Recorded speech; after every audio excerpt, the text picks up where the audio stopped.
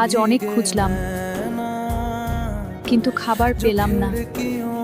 কাল কিছু একটা হবে, আমি চেষ্টা করব। আমি ক্ষুধা সহ্য করতে পারি মা। আমি শক্তিশালী হয়েও আজ অসহায়। নিজের পরিবারকে খাওয়াতে না পারা, এই কষ্ট কাউকে দেখানো যায় না।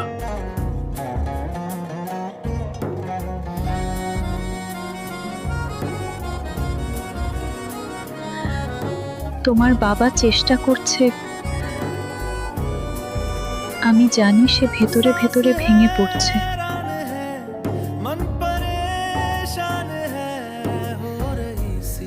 আমি বড় হলে তোমাদের আর কাঁদতে দেব না। আমি তোমাদের জন্য সব খাবার এনে দেব।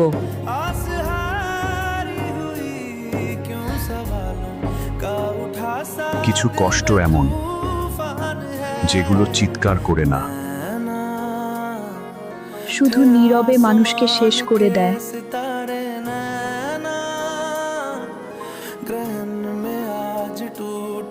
আমরা গরিব হতে পারি, কিন্তু আমরা একা না। এইটাই আমাদের শেষ শক্তি।